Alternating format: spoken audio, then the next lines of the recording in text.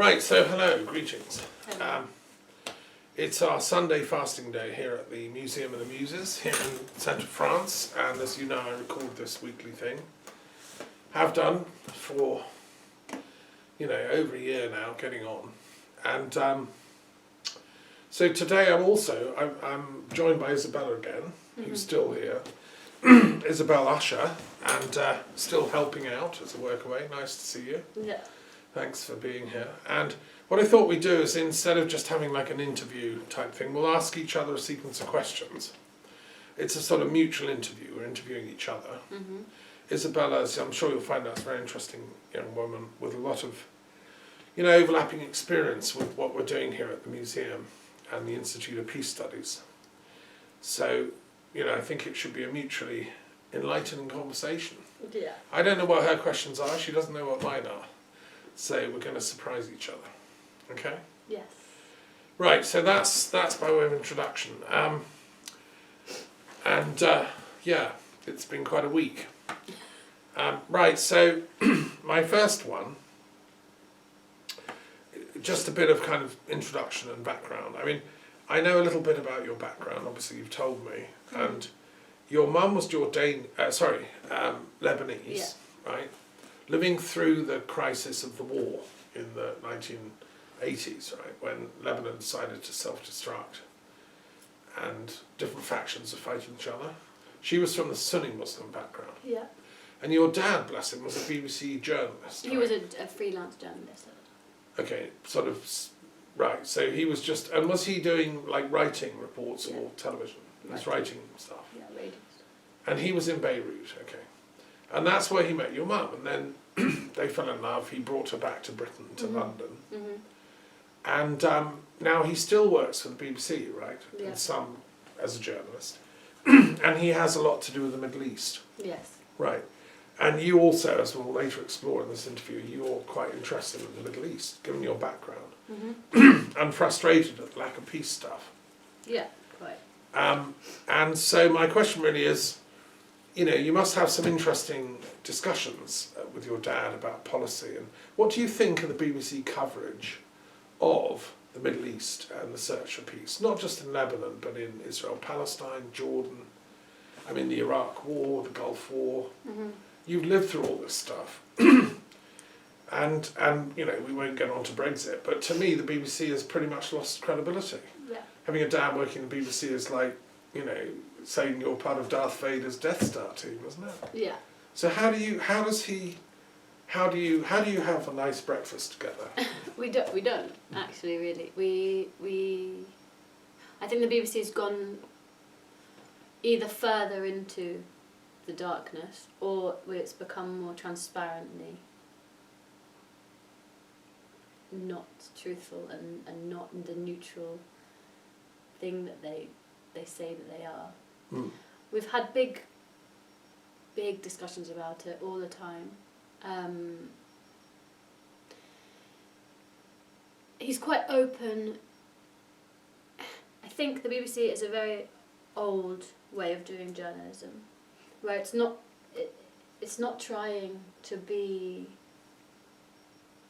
anything intelligent. It's not an intelligent sort of the news. Some stuff is very good, so I don't want to say that it's all completely rubbish. There's some stuff the BBC does that is intelligent. There's good documentaries that they do.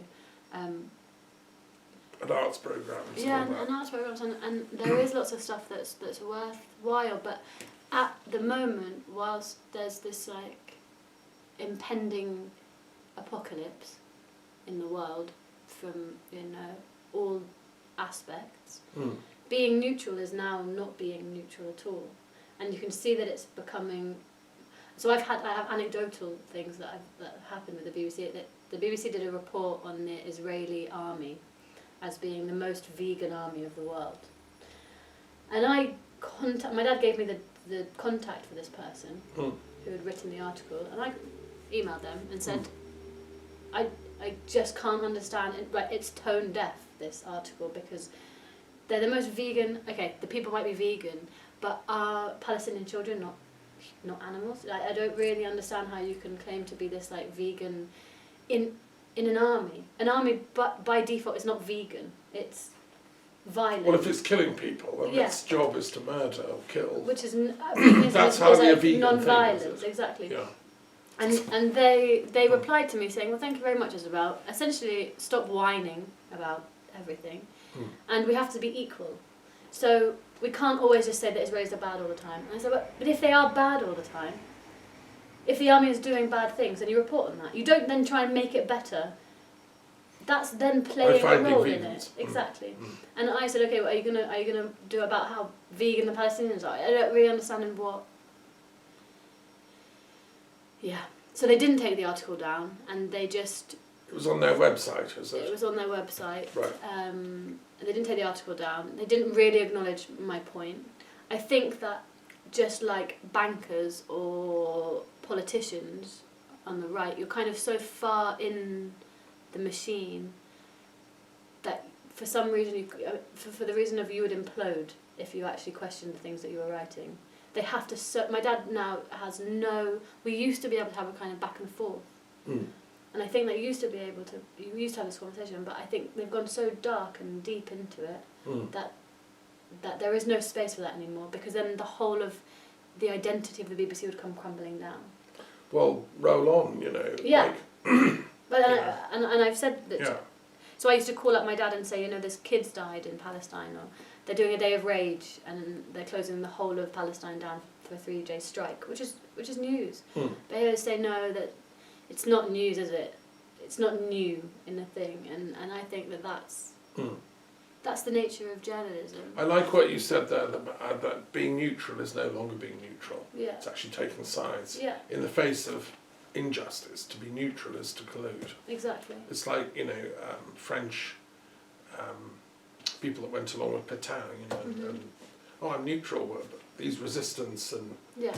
the Nazis, I'm neutral. It's like taking sides. No, that's it. You have to take a stand now. Okay, that was my first question. Thank you so much. Thanks. Your turn. Okay, so my question is, how do you think we can bring the new paradigm? What are the actual steps to break out of this material capitalist paradigm that we've had for many years? How will we do it? Well, my role is as an intellectual. Mm-hmm. I mean, other people can do it in their way, like journalists, filmmakers, artists. I mean, I do it partly through poetry, but then poets have been doing the new paradigm ever since, the beginning of poetry. So as an intellectual, I've written 50 very substantial books, which are totally unknown, right? And that's deliberate because I keep under the radar. I'm not a public figure, I'm not a competitive academic. No. Because I've seen how corrupt the system is. I've done a Wittgenstein, I've gone to the cabin in Norway and I'm writing my works, Wittgenstein influenced me a lot as a young philosopher. So, as an intellectual, that's my first answer. I mean, we listened yesterday, if you're referring to this, to the Scientific and Medical Network talking about the Copernicus Commission, the Galileo Commission, which my friend David Lawrence organised, and it was brilliant, an inspiring event. And they're talking about post-materialism, the ruling paradigm for the last 100, 150 years, 200 years, since, Newton and Descartes, and the idea that you can explain everything through matter, materially. And that was quite a progressive idea, because it meant you didn't have to believe in the old religious superstructures and theological, tyrannies. So in those days, science was quite a progressive force, and it was really good in medicine because they had huge medical breakthroughs when they learned how the cell worked, what viruses are, how you prevent them, amazing stuff. I worked in hospitals for years. I respect scientific materialist medicine. And they had huge breakthroughs in chemistry, working out how things are made, what they're made of, the elements. Periodic table was gradually, developed. And then that gave us all the modern chemistry, and for good and ill, it means they can put stuff into all our products that we buy in the supermarket, and chemists can invent the stuff. It also means they can make chemical weapons and, all that. So there's a downside. Anyway, so and physics, of course, the upside is we have the internet, we have digital communications, but we also got the atom bomb, and we got nuclear weapons, and we've still got them. And now we've got digital spying, surveillance capitalism. So I think and capitalism as such, yeah, I think that's Bishy coming home. Yeah, that's being returned by the neighbour. And capitalism was a progressive force, it is argued. Even Marx said this in Das Kapital. He said it got rid of the old feudalism, it got rid of the old superstition. People could go out, become entrepreneurs, invent stuff. It was an impetus to do technological developments like, filming, all the technology of modern society, railways first, was a product of the capitalist entrepreneurial spirit. Okay, so that was how materialism got a good name. Mm-hmm. But obviously, it's run away with itself. It's in what Marx never talked about, and in my critique of Das Kapital, he never mentioned the impact of the military and the collusion between militarism and capitalism. Yeah. He didn't talk about how it's the arms race, the arms trade in any century. The arms race in 14th century, 15th century Europe was inventing gunpowder guns. I just watched a documentary about the siege of Constantinople by the Ottoman army in 1453. Mm-hmm. They took it because they had huge cannon which fired vast balls at the walls, and they pounded it for several weeks with new technology. These were super guns, bigger than anything anyone had ever made, designed by a Hungarian gunner, and they pounded the Ottoman, the walls of Constantinople, and then were able to defeat them. Mm. It's a really good documentary. And there's an example of materialist technology impacting on history. Yeah. So how do we get out of that? Well, the Galileo Commission, which I support, says that we have to go to a post-materialist paradigm, which has to bring back spirituality, but this time in a scientific way. Yeah. That's why I'm writing my book on religious maths. We can't undo science. We can't go back to the Middle Ages. We can't do what the Wahhabis want and go back to 7th century Arabia, and just that's enough. No, we can't uneat the apple of knowledge, science. But what we have to do is eat it in a much more discerning way. Mm-hmm. So we can apply scientific methodology to new kinds of phenomena, like near-death experiences. Yeah. What do they tell us about the afterlife? They're so substantiated, and we heard several speakers yesterday talking about them. Mm-hmm. It's so obvious if you look through the telescope at the facts, like Galileo asked his cardinals and they refused. Yeah. It's obvious something survives death. Now, the old 19th century materialism couldn't cope with that. No. But, so I think we have to, we need more knowledge, more science, better science, and science exploring new types of knowledge. That's why I wrote my huge epic book, Being and Knowledge. Yeah. I've been working on the frontier of this, for ever since I started studying philosophy, and it's. I think it's a really exciting time if we can just get over this hurdle. If we can solve the problem of war and peace, I don't think it's impossible. Look, if we can invent the atom bomb and get to the moon, surely we can solve interreligious, international, and intercultural conflict. Mm-hmm. I believe human intelligence is capable of that, and that's what my work is dedicated to. If we can solve that, and we can spend all the money that we're now spending on militarism and war and fear, on education, research, and new science, and universal citizens' income, and things like that, I think we're going to have great fun over the next few thousand years as humanity enters a new Renaissance phase. Yes. That's what I pray and hope for. So my final summing, the new paradigm has to be one of peace. Mm. That's the centre of the trunk of the tree of life, if you want, and all the kind of branches of knowledge, And we have to oppose, as intellectuals, all the stuff that we can see is coming from militarism. That's why we have to oppose the BBC's propaganda unit, which is hand in glove with British intelligence. And I mean, that's the wrong word. It's not intelligence. It's unintelligence. And the actual founders of the BBC, it was a Canadian who helped Churchill set it up. Okay. And Lord Reith and Alvar Liddell, these, they would be turning in their grave. BBC has been propagandised into an arm of government.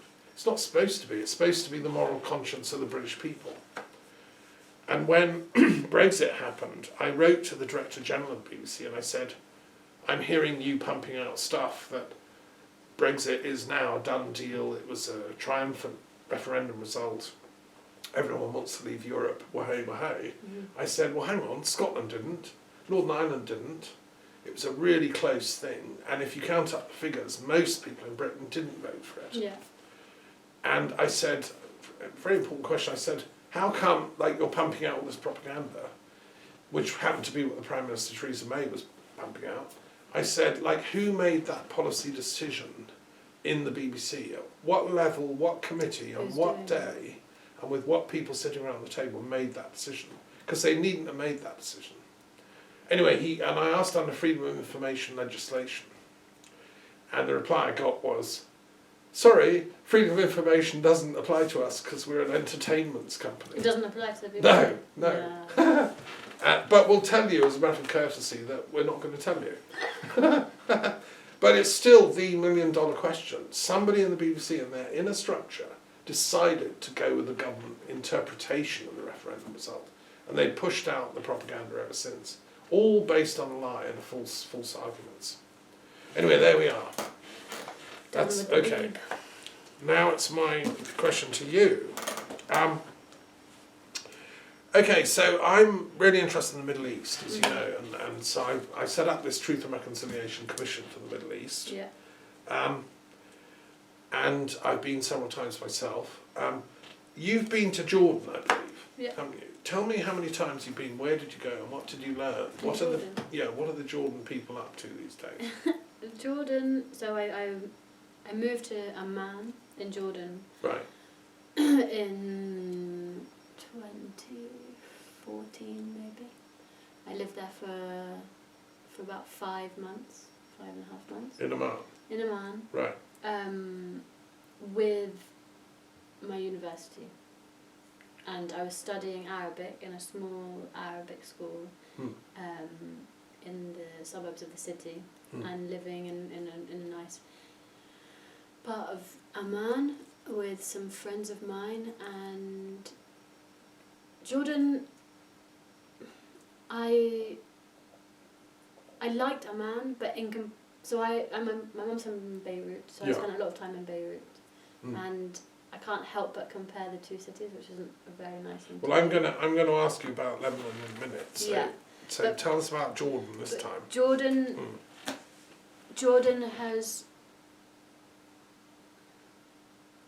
It's just not. It's just a city. I don't feel it has that much. I didn't feel it has that much heart in it. Sorry to Jordanians. I really enjoyed my time there, but it's a small city. It's beautiful. It's on hill. It's got lots of hills, so you walk around. Green. It's kind of green. Not really. Palms. Not really. It's Okay. quite dry. I mean, the country is flat all the way until the south. Right. So Jordan is a flat country. Jordan's flat. The north is beautiful. The north is beautiful and green. Ajloon and near the Dead Sea, and we used to go hiking every week. And it was beautiful, and actually it's a really tolerant city, and there's lots of moving into eco stuff. I have friends who have started an eco hiking group where they go and they clean up as they go along. There's lots of stuff coming from Jordan. I think it's a much more docile city in the Middle East. It's quite calm Peaceful. in comparison. Yeah. And there was no violence going on, because in the old days No, there were no, bombs nothing. going off, hotels being blown up. No, nothing. Jordan's Yeah. incredibly safe. I feel incredibly safe in Jordan. I've spent lots of time in the desert with Bedouin people, but just people who live close to the desert, and that was magic, I think. And they have like campfires at night, and they've got the tents Well, and they're stuff. just Is that right? yeah, but it's way more. It's like young people like me who grew up in a very small town, but have so much tourism that they have like gone straight into the 21st century, and they've got loads of money because they The desert Bedouin of Jordan are doing all right. So I wanted to do a film. They're all about, wired in on Wi-Fi oh, yeah. and all this stuff. Yeah, of course. Really? Yeah. And they're also like the bad boys of the desert. They all have jeeps. They dress up like Jack Sparrow. Like, that didn't come from Bedouin culture so much. It did to an extent, but they all put loads of eyeliner on, and they all wear like. Jack Sparrow's like a pirate. Yeah, because that's like quite cool, and so then lots of women come there and fall in love with Bedouins, and they just speak like 10 languages.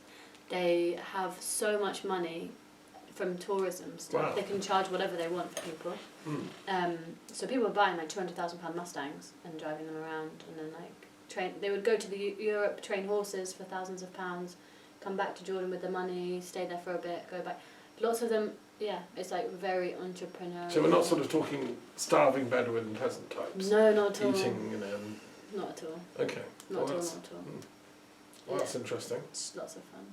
And also, you went to this city, Gadara, didn't you? Gadara, up in the north of Jordan. Yeah. And near the Dead Sea. Yeah. Can you tell us about that? It's near the Sea of Galilee, in fact, isn't it? The Sea of Galilee, yeah. What they call the Dead Sea. So I don't remember it so much. But it's a well-preserved pagan classical city, isn't it? Yeah, and it's beautiful. And the north is incredibly beautiful in the spring. It's fields of green, which you don't, after the spring it goes deserty again. And flowers and all that. Yeah, it's incredible. And the Dead Sea is incredible. And the nicest thing about living in a place, I think, is you get to go and experience things properly, not just for a day or two. Yeah, you were there long enough to really explore. Yeah, and joining like Jordanian hiking groups. So we hike along the Dead Sea, and it's just, it's something else, really. Yeah. The reason I like Gadara is because it's mentioned in the New Testament. Jesus went there and healed a person obsessed with a demon, Okay. And secondly, it's where the philosopher Philodemus came from, who was a great intellectual at the time of Augustus. He was actually from that city, like in Jordan. Yeah. And he ended up in Alexandria, Athens, Rome, and then Heraclion. Okay. And he had a really amazing library. He was a Stoic philosopher and an Epicurean, true intellectual. And his library's being preserved because it was in Heraclion. And it was, when Vesuvius exploded. Yeah. And it's and scientists are now reconstructing ancient classical texts from it. Wow. And that all came from this guy from Gadara, you see. Wow. And that's why I love history and geography and tourism, because we can learn about each other. Right, okay, thank you so much. Okay. And can I just ask, that footnote, did you go to any Palestinian refugee camps in Jordan? Are there any of them there? Yeah, there's lots. There's Zatari, which is a big Palestinian refugee camp. I didn't work in the refugee camps in Jordan. You were studying as a student? Studying and having fun in the desert. Right. Did you visit them at least? Or? I didn't visit them because it's not a tourist site. It's people's homes. So if I had a reason to go, I would go. If I was invited by someone, I would go. Yeah. But I wouldn't just go around tourism stuff. No. My friend was working there. You had a friend who was there? Yeah, Betsy. She was working in there. And it's like the ones in Lebanon, really huge, 20,000 people, more than 20,000 people. In one camp? Yeah, it's been there since. But camps are loose words now because it's been there since 48. There are buildings and they've built... it's a city. Yeah. It's like a slum. Little mini slums. Yeah. I went to the ones in Palestine. Yeah, Ida Yeah. Right, okay, thanks for that. Now it's your turn. Okay, mine are much more abstract. That's fine. Okay. This question is, what do you think, in your opinion, what is this is like boring, but the most important aspect of human life, but in a material sense of like in someone's life, what's the most important thing? Okay, so what comes to me to say is the following. So I've just been researching, as you know, my book on religious maths, Yeah. right? And I've just been studying